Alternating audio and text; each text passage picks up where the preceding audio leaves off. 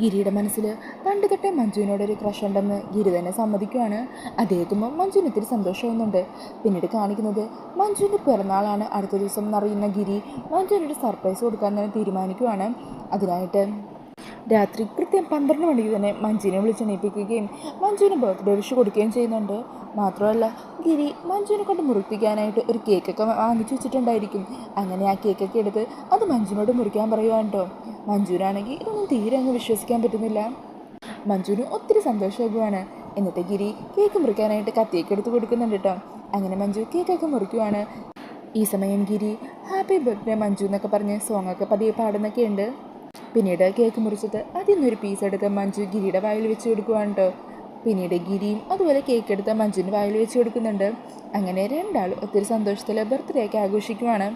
പിന്നീട് കാണിക്കുന്നത് ഗിരിയും വക്കീലും മഹിമയൊക്കെ ചേർന്ന് വീടൊക്കെ ആകെ അലങ്കരിക്കുവാണ്. ഹാപ്പി ബർത്ത്ഡേ മഞ്ജു എന്നൊക്കെ എഴുതി ഫുൾ അലങ്കരിച്ച് വെച്ചിരിക്കുവാണ് കേട്ടോ. അതിനുശേഷം ഗിരി മഞ്ജുവിനോട് റെഡിയായിട്ട് താഴത്തേക്ക് വരാൻ പറയുവാണ്. അങ്ങനെ മഞ്ജു പുതിയ സാരിയൊക്കെ കൊടുത്ത് ഒരുങ്ങി താഴത്തേക്ക് വരുമ്പോഴായിരിക്കും താഴത്തെ ഈ അലങ്കാരമൊക്കെ കാണുന്നത്. അതുകൊണ്ട് മഞ്ജു ആകെ അങ്ങ് അത്ഭുതപ്പെട്ടു പോകുവാണ് കേട്ടോ. പിന്നീട് ഇതിൻ്റെ എല്ലാം പിന്നിലും മഹിമയും വക്കീലും ആണെന്നറിഞ്ഞ് അവരോട് സംസാരിക്കുമായിരിക്കും. അന്നേരം മുകുതം പറയുന്നുണ്ട് ഇതിൻ്റെ ഫുൾ പ്ലാൻ ഗിരിയുടെയാണെന്ന്. അങ്ങനെ മഞ്ജുവിന് കൂടുതൽ സന്തോഷമാകുവാണ്. പിന്നീട് അവരെല്ലാവരും കൂടി ഒന്നിച്ച് നിന്ന് ഒരു സെൽഫിയൊക്കെ എടുക്കുന്നുണ്ട് കേട്ടോ. ഈ ഒരു സമയത്ത് ഈ കാഴ്ച കണ്ടുകൊണ്ട് അങ്ങോട്ടേക്ക് സ്വപ്നയും കുഞ്ഞാറ്റും എത്തുവാണ്. അവർ അമ്പലത്തിലോ മറ്റോ പോയിട്ട് തിരികെ വരുവാണ് കേട്ടോ. അങ്ങനെ വീട്ടിലെ ഒരുക്കും ആഘോഷമൊക്കെ കണ്ട് കണ്ണും തള്ളി കാലിയിളകി നിൽക്കുവാണ് സ്വപ്ന. ഈ സമയം ഗിരി സ്വപ്നയുടെ അരികിലേക്ക് ചെല്ലുക. എന്നിട്ട് ചോദിക്കണേ അല്ല അമ്മയുടെ.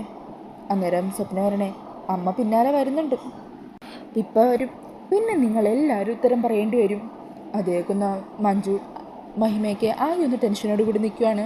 ഭാനുമതി അമ്മ എങ്ങനെ പ്രതികരിക്കുമെന്ന് ഓർത്താൽ മഞ്ജുവിന് വല്ലാത്ത ടെൻഷനുണ്ട് കേട്ടോ. അപ്പോൾ ഇതൊക്കെയാണ് ഇന്നത്തെ പ്രൊമോയിൽ കാണിക്കുന്നത്. പ്രൊമോ റിവ്യൂ ഇഷ്ടമായാൽ മറക്കാതെ വീഡിയോ ലൈക്ക് ചെയ്യണേ.